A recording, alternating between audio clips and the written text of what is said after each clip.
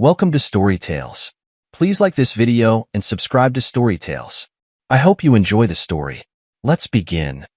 Tony Richards stood at the floor-to-ceiling windows of his penthouse office, watching the setting sun paint the city skyline in hues of orange and gold. His reflection stared back at him, a successful man in his early 40s, dressed in a perfectly tailored charcoal suit, his dark hair showing distinguished touches of gray at the temples. Below him stretched the city he'd conquered, each glittering building a testament to his rise from nothing to everything. That he loosened his silk tie, remembering the days when he couldn't afford even a polyester one. 20 years of relentless work had transformed him from a scholarship kid sleeping on a friend's couch to one of the city's most powerful tech moguls. His company, Richards Innovations, had revolutionized cybersecurity, making him a billionaire before 40. But the corner office door opened, and his assistant Marie stepped in, her efficient manner unchanged by the late hour. "Mr. Richards, the contracts from the Japanese investors just came through. They've agreed to all terms." Tony nodded, satisfaction warming his chest. "Another victory. Good work, Marie. Take tomorrow morning off. You've earned it." "Thank you, sir." She hesitated, then added, "Mrs. Richards called earlier. She wanted to remind you about the charity gala this weekend." The mention of his wife brought a slight smile to his face. Tessa was stunning, tall, blonde, with the kind of beauty that turned heads wherever she went. Yes, she could be demanding, often cold, but Tony had always attributed that to the pressure of maintaining their social status. He'd worked his way up from nothing. She'd been born into wealth. Sometimes their perspectives clashed, but he loved her. Or at least, he thought he did. His phone buzzed with a text from his driver. "Car ready downstairs, Mr. Richards." Tony grabbed his briefcase, the leather soft and expensive against his palm. "Good night, Marie. See you tomorrow afternoon." The elevator ride down 60 floors gave him time to think about the past 5 years with Tessa. Their courtship had been a whirlwind 3 months, from their first meeting at a charity gala to their wedding day. He remembered that night clearly. Tessa in a red dress that made her look like a movie star, laughing at his jokes. Seemingly fascinated by his stories of building his company from scratch, some had called it rushed, warning him about fortune hunters and gold diggers. But Tony had been certain. Tessa had seemed perfect, sophisticated, intelligent, and seemingly in love with him despite their different backgrounds. She'd even agreed to a prenup without argument, waving away her lawyer's concerns with a laugh. "I don't want your money, darling," she'd said. "I just want you." The black Mercedes waited at the curb, James, his longtime driver, holding the door open. James had been with Tony since the early days, one of the few people who'd seen his rise from struggling entrepreneur to billionaire CEO. "Welcome back, sir." "Straight home?" "Yes, James. Let's surprise Mrs. Richards." The drive through the city's evening traffic took 30 minutes, giving Tony time to review some contracts on his tablet. Each page represented millions in potential revenue, deals that would push his company even higher. Success had become almost routine when they turned onto the private road leading to his estate. He set the work aside, already thinking about the evening ahead. Maybe he and Tessa could have dinner at that new French restaurant she'd been hinting about. She'd been distant lately, caught up in her social obligations and charity work. A romantic evening might help bridge the growing gap between them. The mansion sat on 5 acres, a modern architectural masterpiece of glass and stone that had been featured in several design magazines. As they approached the circular driveway, Tony noticed Tessa's white Range Rover parked out front, along with her mother's Mercedes convertible. "Just drop me here, James," Tony said, gathering his things. "I'll walk around back. Take the rest of the evening off." The spring air was crisp as Tony walked along the stone path that wound through the manicured gardens. Light spilled from the windows of the main living room, voices carrying through the evening quiet. He slowed his pace, not wanting to interrupt what sounded like an intimate conversation between mother and daughter. As he neared the tall windows, laughter, sharp and cruel, cut through the air. Tony paused, one foot on the next stepping stone, as Tessa's voice reached him with crystal clarity. "Tony? He's nothing but a temporary choice until someone better comes along." The words hit him like a physical blow, stopping him cold.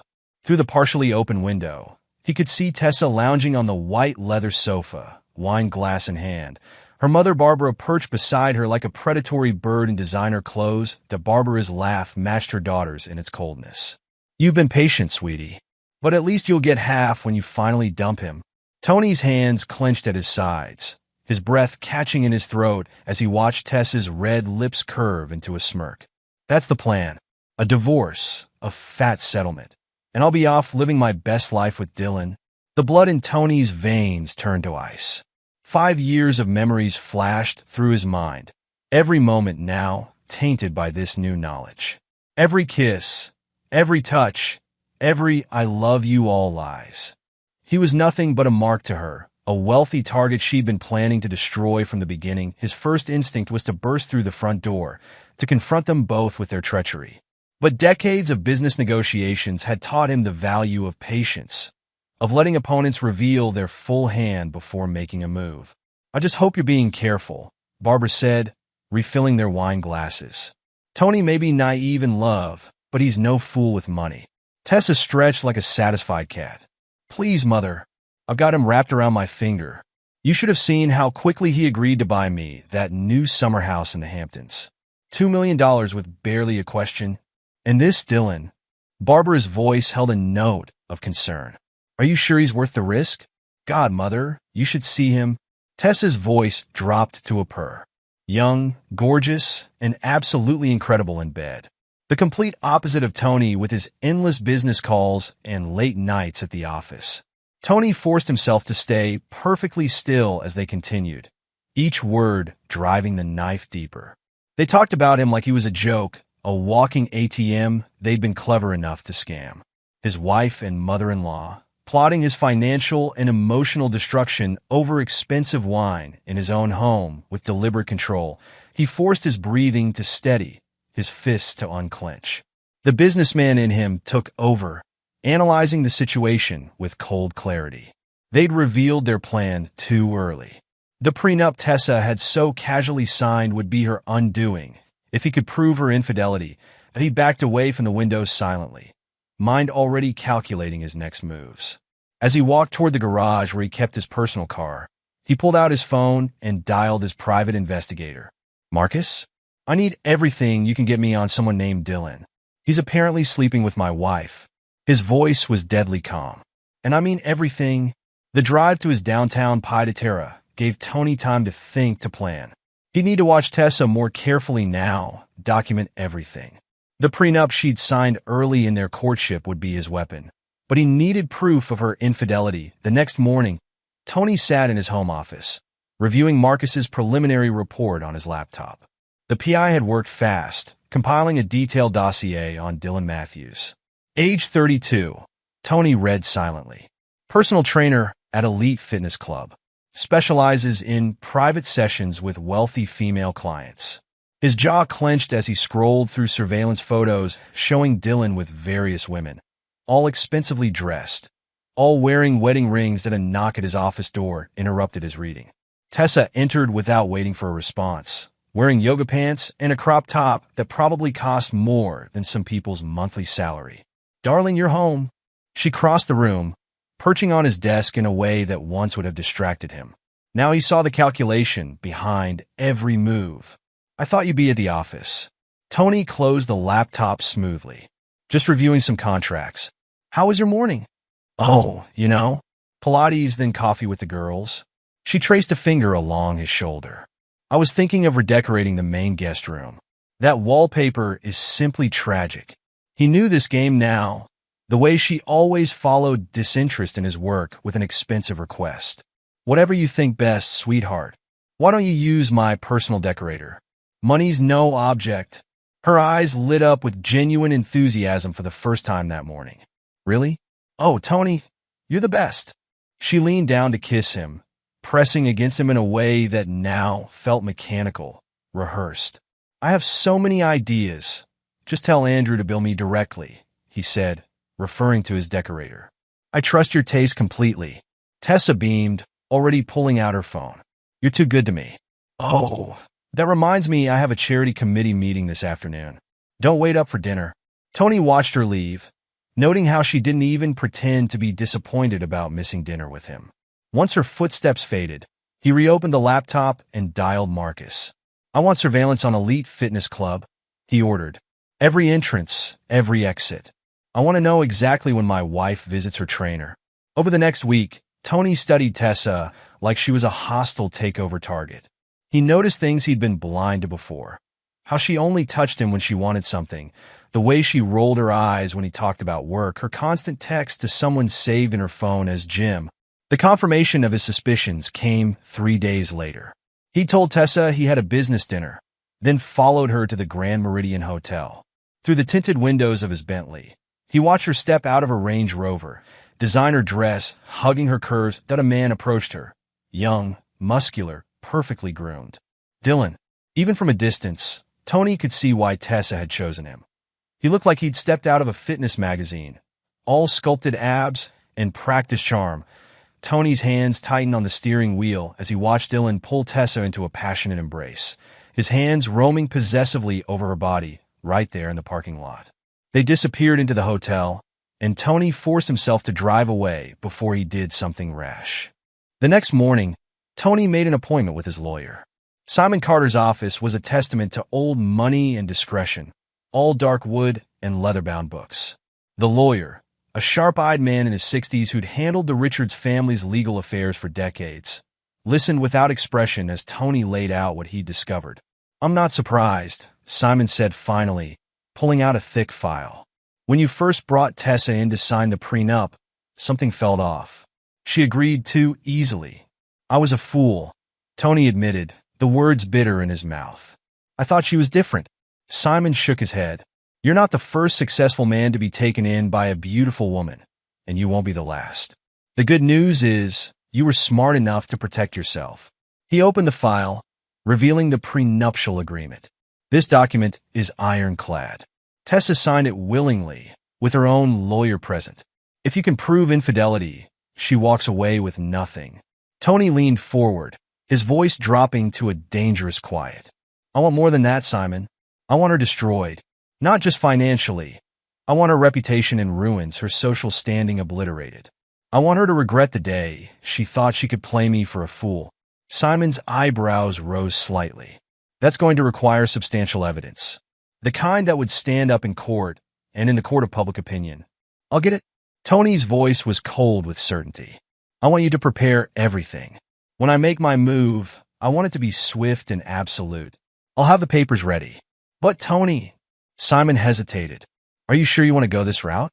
Sometimes a clean break. She's been playing me for 5 years, Simon, planning to take half of everything I've built. And now she's bringing her lovers into my home, sleeping with them in my bed."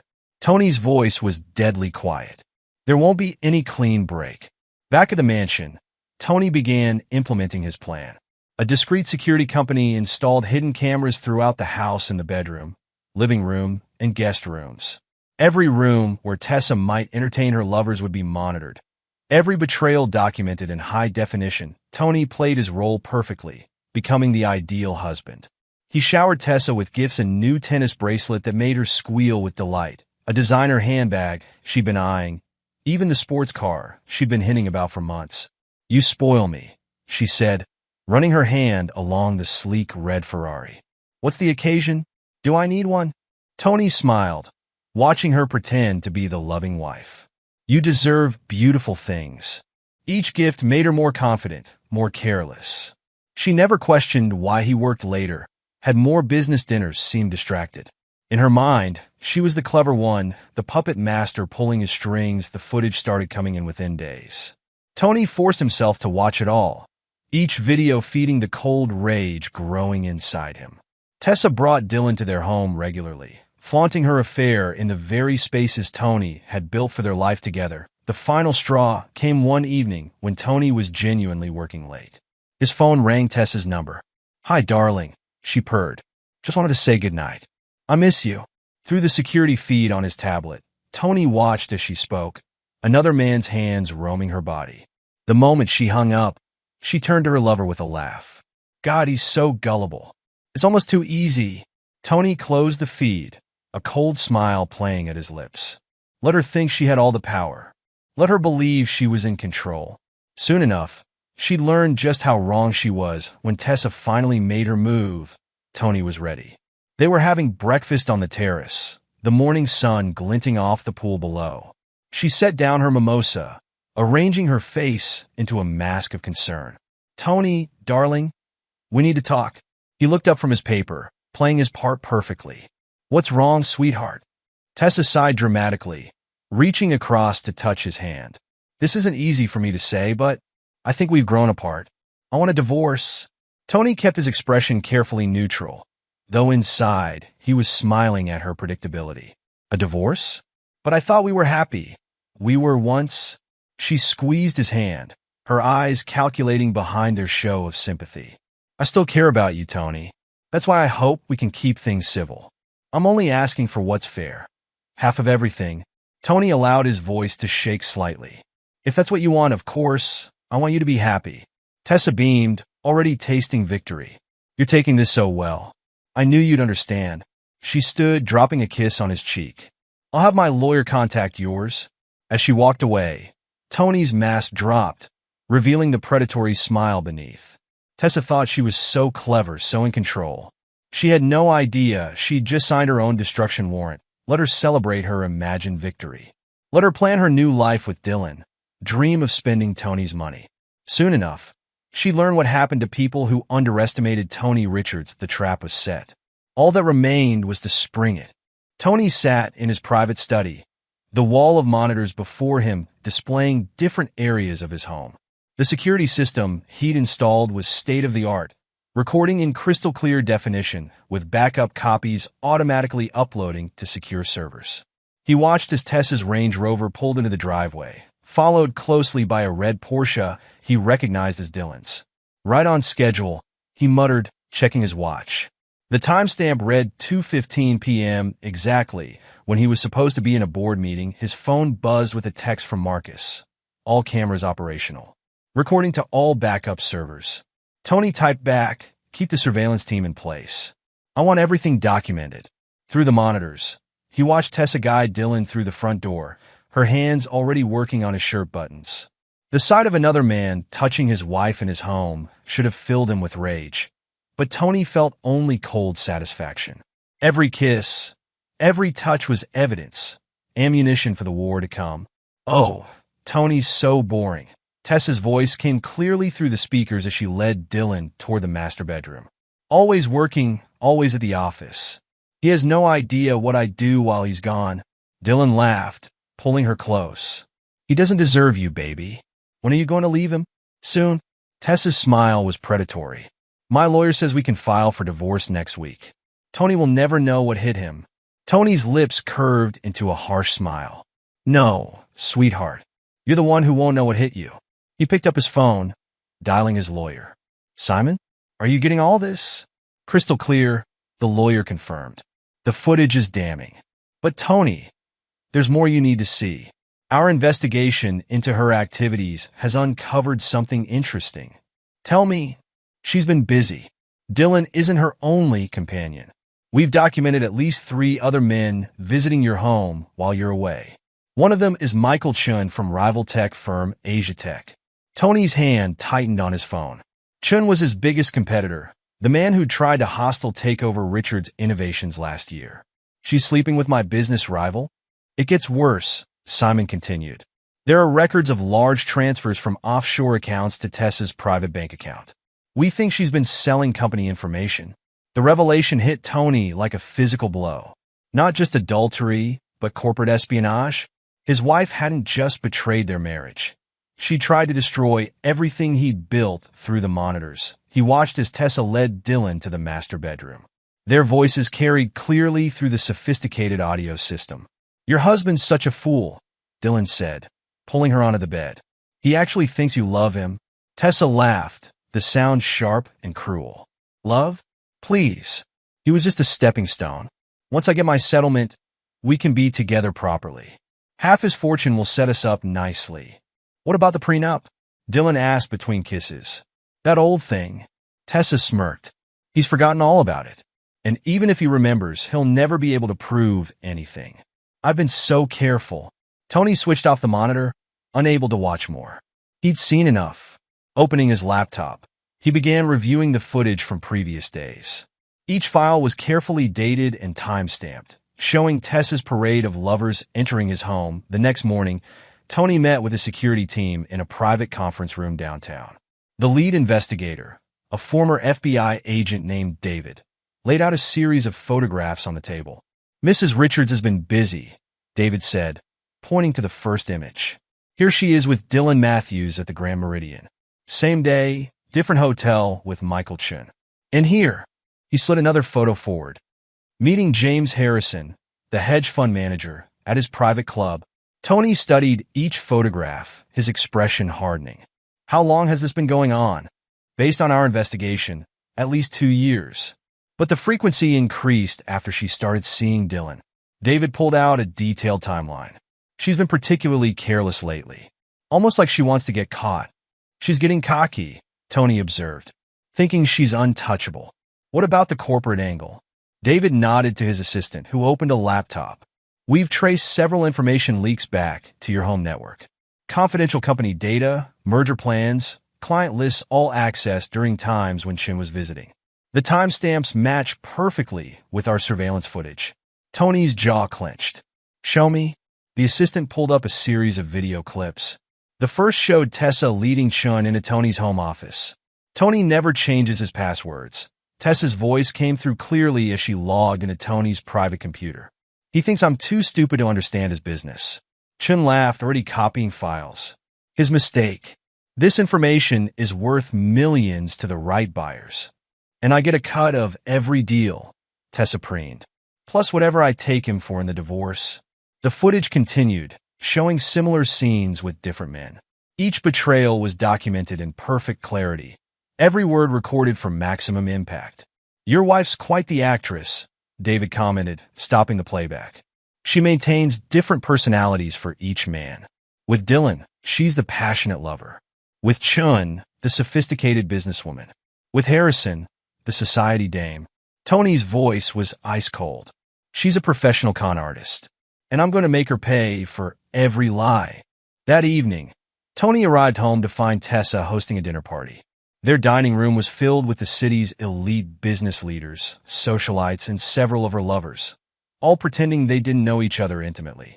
"Darling," Tessa exclaimed, rushing to kiss his cheek. "I thought you had a late meeting?"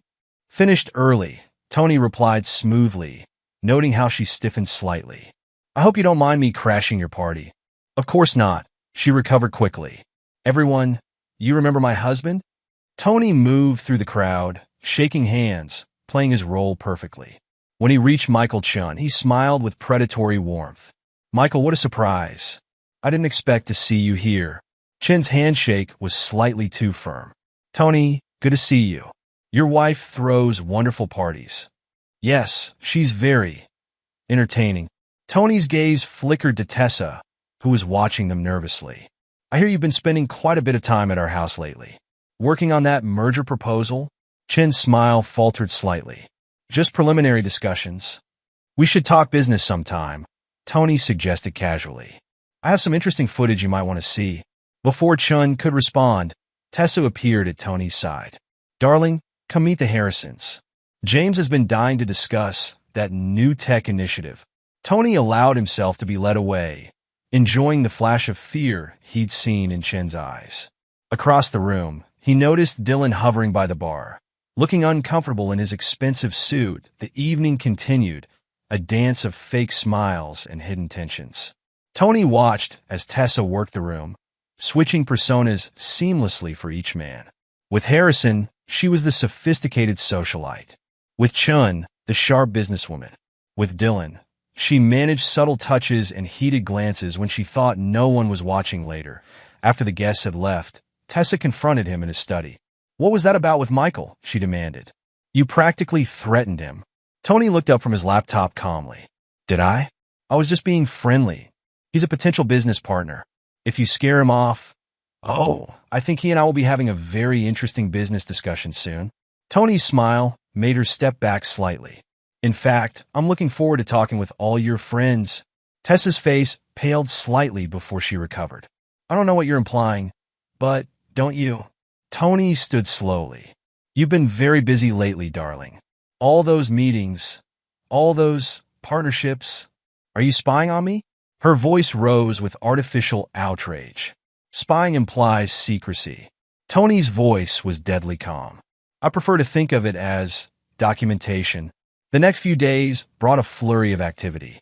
One by one, Tessa's lovers began distancing themselves. Chen stopped answering her calls.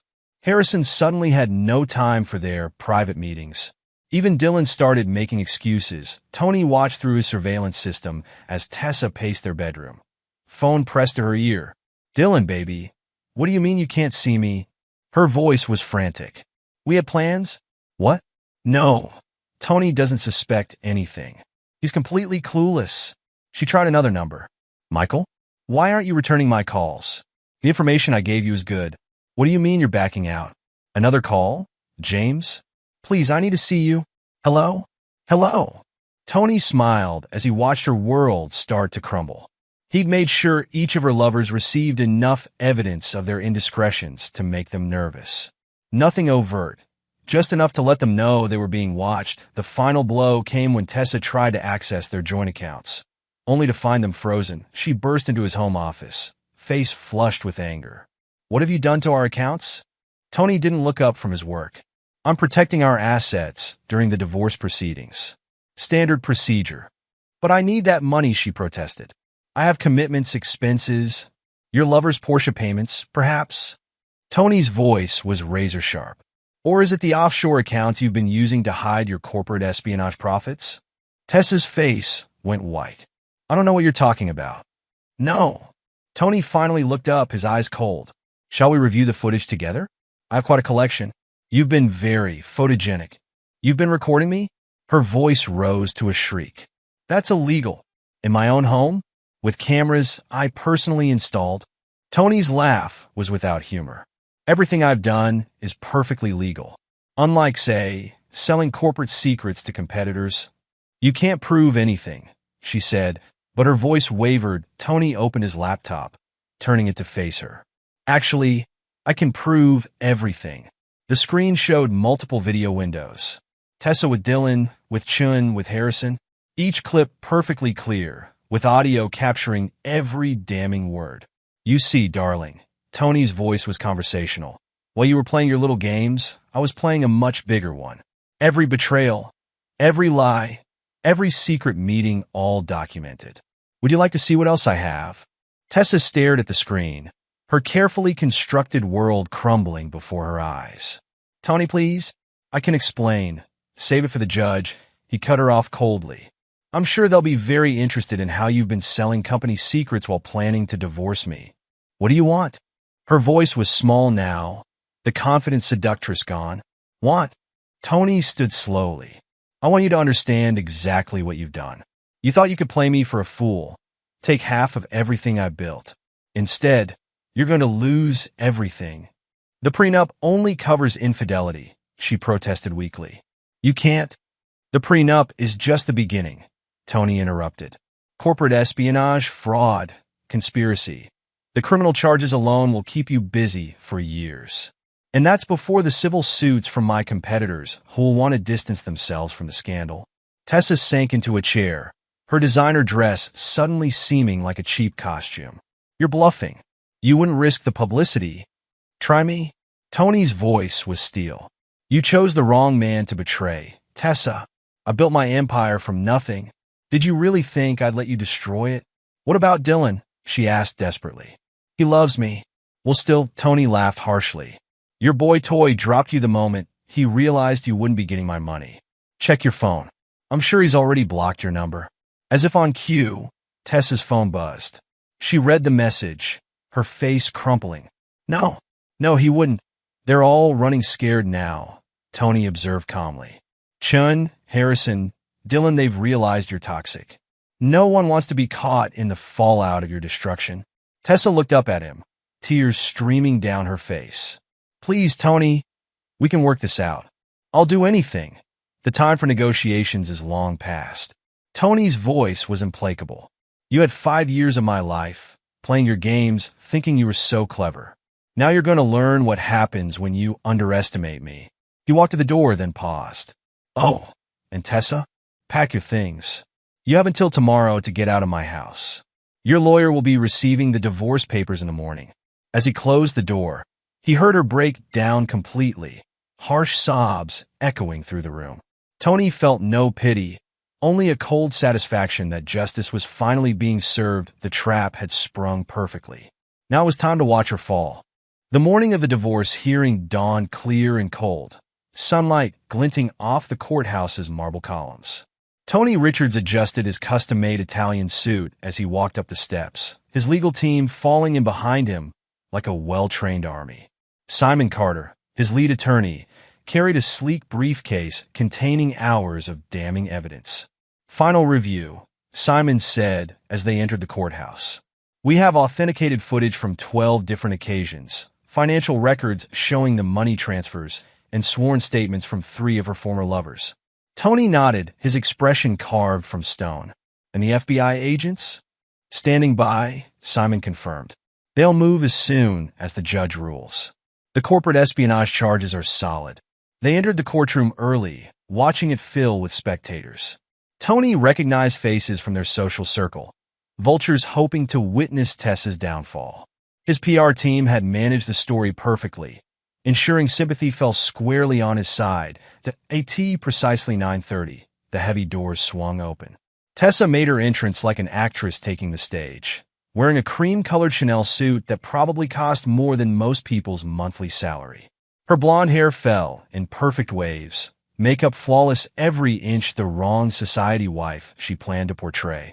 "Don't look now," Simon murmured, but she brought reinforcements. Tony glanced back discreetly. Barbara, Tessa's mother, sat in the front row, her expression pinched with worry. Behind her sat several of Tessa's society friends, all wearing expressions of practiced concern. They still thought this was just another social drama, not realizing they were about to witness a complete destruction. "All rise," the bailiff called as Judge Margaret Wilson entered, her experienced eyes scanning the courtroom as she took her seat. "Be seated," she commanded. "We're here today for Richards versus Richards, divorce proceedings." She reviewed the papers before her. "I understand the petitioner, Mrs. Richards, is seeking an equitable division of marital assets?" Tessa's lawyer, Robert Palmer from the prestigious firm of Palmer and Associates, stood with practiced confidence. "Yes, Your Honor. My client is entitled to half of all marital assets under state law. Mr. Richards' net worth has increased by over $3 billion during their marriage, largely due to my client's support and contributions as his wife." "Support?" Tony whispered to Simon. "Is that what they're calling corporate espionage now?" Simon stood, his voice carrying the weight of 40 years of legal experience.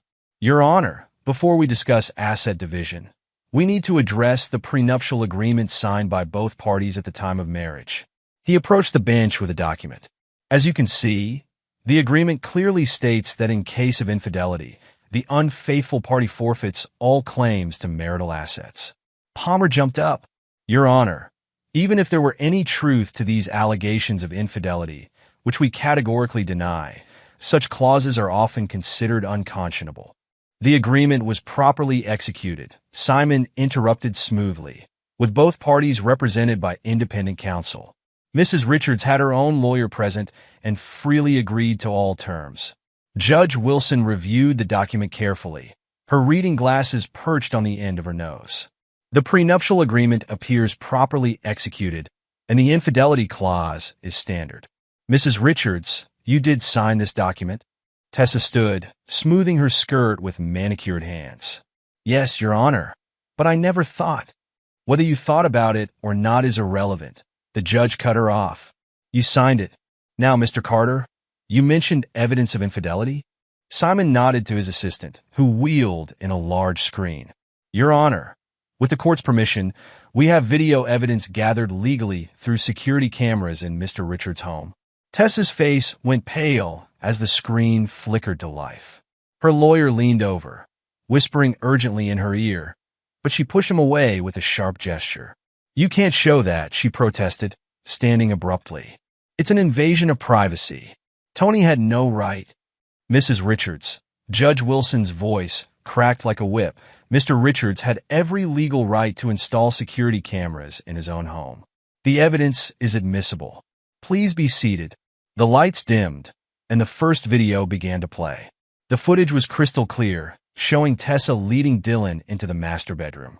Their voices carried perfectly through the courtroom speakers. "Your husband's such a fool," Dylan's voice echoed.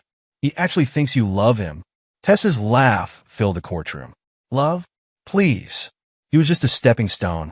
Once I get my settlement, we can be together properly. Half his fortune will set us up nicely." Gasps rippled through the spectators. Barbara covered her face with manicured hands, while Tessa's society friends whispered behind their designer purses. Tony watched as Tessa seemed to shrink in her chair. Her confident facade cracking, the evidence continued. Video after video showed Tessa bringing different men into their home. The corporate espionage footage was particularly damning, crystal-clear images of her accessing Tony's private files, making calls to competitors, arranging payments. "As you can see, Your Honor," Simon narrated, "Mrs. Richards' infidelity was not a one-time indiscretion, but a systematic pattern of betrayal. She not only violated her marriage vows, but also engaged in criminal behavior by selling confidential company information." Palmer tried to object. "Your Honor, these videos could have been edited. They've been authenticated by 3 independent forensic experts," Simon countered, producing more documents. "The timestamps, metadata, and audio signatures are all intact. This is raw footage, showing Mrs. Richards' activities exactly as they occurred." The judge leaned forward, studying a particularly incriminating scene where Tessa was clearly visible copying files from Tony's computer while talking on the phone with a competitor. "The stock will tank once the divorce hits," Tessa's voice rang clear. "Buy your shares then. Tony won't know what hit him until it's too late." In the gallery, several of Tessa's friends quietly gathered their things and slipped out. Even Barbara looked sick, unable to watch her daughter's crimes displayed so publicly. The final video showed Tessa in their bed with Dylan, talking on the phone with Tony while her lover kissed her neck. "I miss you too, darling," she purred into the phone. "Don't work too late." The moment she hung up, she burst into laughter. "God, he's so gullible. It's almost too easy." When the lights came back up, the courtroom was silent except for the sound of Tessa's quiet sobs. Her perfect makeup had run, dark streaks marking her cheeks. Judge Wilson removed her glasses slowly, her expression severe. "Mr. Palmer, do you have any response to this evidence?" Palmer tugged at his collar, sweat visible on his forehead. "Your Honor, we request a brief recess to confer with our client." "Granted." 20 minutes. In the hallway, Tony watched as Palmer berated Tessa in harsh whispers. "You told me there was no evidence. You said it was your word against his." "He tricked me," Tessa hissed back, mascara streaking her face. "He pretended to be stupid. Let me think I was in control." "Well, congratulations," Palmer snapped, gathering his briefcase. "You've just lost any chance at a settlement. You'll be lucky if he doesn't press criminal charges. I'm withdrawing as your counsel." "You can't leave now." Tessa grabbed his arm desperately. Palmer jerked away. "Watch me. I'm not risking my reputation on this disaster. You're on your own." When court resumed, Tessa sat alone at her table, her mother and remaining friends having abandoned their seats in the gallery. Judge Wilson wasted no time. Having reviewed the evidence and the prenuptial agreement, this court finds the infidelity clause valid and enforceable. Mrs. Richards' infidelity has been clearly established through incontrovertible evidence. Therefore, under the terms of the prenuptial agreement, she forfeits all claims to marital assets. Tessa swayed in her seat, face ashen. No, you can't." Furthermore, the judge continued, her voice sharp, "Given the evidence of corporate espionage, this court refers those matters to the relevant authorities for criminal investigation." She fixed Tessa with a stern glare. "Mrs. Richards, you entered this marriage with clear intent to defraud. You signed a prenuptial agreement, then violated its terms flagrantly and repeatedly. You have no one to blame but yourself for the consequences." The gavel came down with finality. Divorce granted. All claims to Mr. Richards' assets are denied. Court adjourned. The aftermath of the divorce was swift and merciless. Tony's PR team had prepared thoroughly, ensuring the story broke exactly as they wanted. Headlines screamed about Tessa's betrayal. The videos carefully edited for public consumption, showing just enough to destroy her reputation without compromising company secrets. Within days, Tessa's carefully constructed world began to crumble. Her credit cards were canceled, her access to accounts frozen, pending the FBI investigation. The luxury apartment she'd moved to after leaving the mansion sent an eviction notice. She'd been paying the rent with funds that were now frozen. She tried calling her society friends, but their numbers had been changed or blocked. The charity board she'd sat on quietly asked for her resignation. Even her favorite restaurants suddenly couldn't find her reservations. "Please," she begged into her phone, pacing her emptying apartment. "Mother, just listen to me." Barbara's voice was cold. "I raised you better than this, Tessa. You've humiliated our entire family. Don't contact me again." "But where am I supposed to go?" Tessa's voice cracked. "I have nothing left." "You should have thought of that before you tried to destroy Tony Richards." "Goodbye, Tessa." The line went dead, leaving Tessa alone in the growing darkness. Her next call was to Dylan, but his number had been disconnected. When she drove to his apartment in her now repossessed Range Rover, the doorman refused to let her in. Mr. Matthews left specific instructions, he said, not meeting her eyes. "You're not welcome here." "But he loves me," Tessa protested. "We had plans." The doorman's expression held pity. "He moved out yesterday." With his new girlfriend, Tessa's world contracted further. The FBI investigation moved quickly, her cooperation agreement doing little to mitigate the charges. Her designer clothes went to consignment shops to pay for a bargain basement lawyer. Her perfect highlights grew out, showing dark roots. Her manicured nails chipped and broke. She ended up in a shabby studio apartment in a neighborhood she would have sneered at months ago. The walls were thin, the carpet stained, the neighbors loud. At night, she sat on the fire escape, clutching cheap wine bottles, staring at the life she'd lost. "Dylan, please," she sobbed into his voicemail. "Just call me back. I have nothing left. I need you." But Dylan had moved on, already dating a younger socialite with an intact fortune and reputation. He'd blocked Tessa's number, erased all evidence of their relationship. To him, she was just another cautionary tale, a fallen woman to be avoided. 3 months after the divorce, Tessa waited outside Tony's office building. She'd spent her last money on hair dye and makeup, trying to recapture her former glory, but the cheap products only emphasized how far she'd fallen. Her clothes came from a discount store, her shoes worn at the heels. When Tony emerged, he almost didn't recognize her. Gone was the polished society wife, replaced by a desperate woman with hollow eyes and trembling hands. "Tony," she called out, "please just talk to me." He could have ignored her, driven away. But some part of him wanted to see her complete humiliation up close. "What do you want, Tessa?" She stepped closer, her eyes pleading. "I made a mistake. A horrible mistake. I still love you. Please, let's fix this." Tony laughed, the sound harsh in the evening air. "Fix it? There's nothing to fix. You showed me exactly who you are." "I've changed," she insisted, grabbing his sleeve. "I've learned my lesson. We could start over." "Start over?" Tony's voice was razor-sharp. "Let me remind you what you did. You married me planning to take half my fortune. You sold my company's secrets to competitors. You brought your lovers into my home, slept with them in my bed, and laughed about it afterward." Tessa flinched at each accusation. "I was wrong. I know that now. But what we had was a lie." Tony cut her off. "Every moment, every touch, every word from your mouth was calculated manipulation. You never loved me. I was just a temporary choice, remember?" "No," she protested weakly. "I did love you in my way, your way." Tony stepped closer, his voice dropping to a dangerous quiet. "Your way was to plot my destruction while taking everything I offered. Your way was to mock me to your lovers while spending my money. Your way was to try to steal half of everything I built."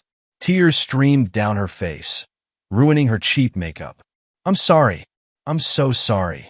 "Sorry you did it, or sorry you got caught?" Tony asked coldly. "Sorry you lost everything? Sorry your perfect plan failed?" She reached for him desperately. "Please, Tony, I have nothing left. No money, no friends, no future." "That's not true," Tony said, his voice almost gentle. You have exactly what you deserve. He stepped back from her reaching hands. I was just a temporary choice, Tessa. I guess you made the wrong one.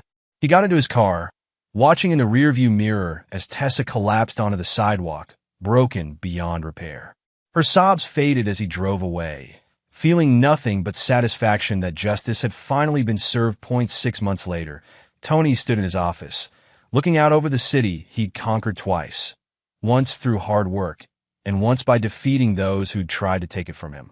His company had emerged stronger from the scandal, his reputation enhanced by how he'd handled the betrayal. The business world had rallied around him, impressed by his strategic thinking and ruthless efficiency. New investors sought him out, admiring how he'd protected his company while destroying his enemies. The attempted corporate espionage had failed completely. His competitors now wary of crossing him, reports about Tessa still reached him occasionally. She tried to rebuild her life, but her reputation was toxic. No one would hire the woman who tried to destroy Tony Richards.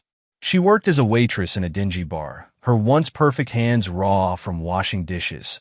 Her designer lifestyle nothing but a fading memory. Her mother had moved to Europe, publicly disowning her. Her society friends pretended they'd never known her. Even her old doorman claimed not to remember her name. Dylan had married his new girlfriend. Their wedding featured in the society pages Tessa used to dominate. She tried to crash the reception, begging him to remember their love, only to be escorted out by security while guests whispered and laughed. Tony felt no pity for her. She'd chosen her path, thinking him an easy mark, a stepping stone to greater things.